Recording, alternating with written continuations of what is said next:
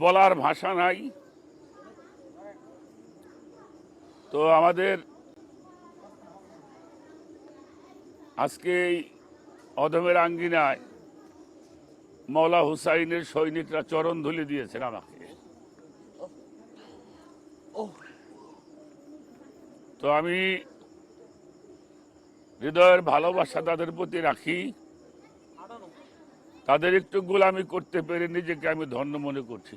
যেখানে দিন, যেখানে ধর্ম নিহিত, সেখানে মওলা হুসাইন আলাইহিস সালাম। তো যারা এখানে আসে তারাই সৌভাগ্যবান, তারাই সৌভাগ্যবান, তারাই সৌভাগ্যবান। খাজা মঈনুদ্দিন চিশতি রহমাতুল্লাহি আলাই, তারই একটি কথা বলতে হয়, জানেমান নেসারাম বা নামে হুসাইন, মনম গোলাম গোলামানে হুসাইন। খাজা মঈনুদ্দিন চিশতি রহমাতুল্লাহ বলছেন, আমি আমাকে সম্পূর্ণ উজাড় করে দিয়েছি ইমাম হুসাইনের পদতলে। সুবহানাল্লাহ। উনার মতো আল্লাহর ওলি, উনি বলছেন আমার সবকিছু উজাড় করে দিয়েছি মাওলা হুসাইনের কদমের তলে। আমি তো কেবল তারই গোলাম যে হয়েছে হুসাইন আলাইহিস সালামের গোলাম, আমি তারই গোলাম।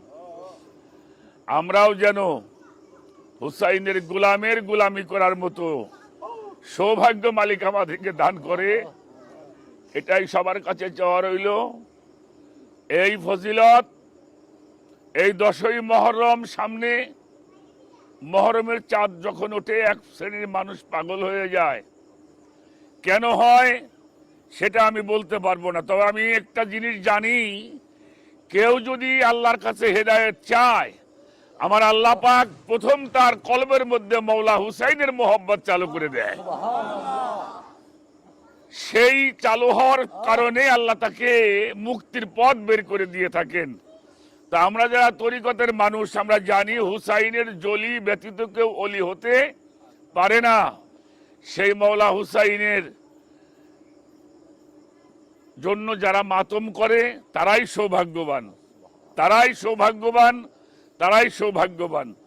তাদের যেন আমরা একটু ভালোবাসতে পারি, এটাই কামনা করি। মহান আল্লাহ তাআলা যেন আমাদেরকে মওলা হুসাইনের গোলাম বলে কবুল করে।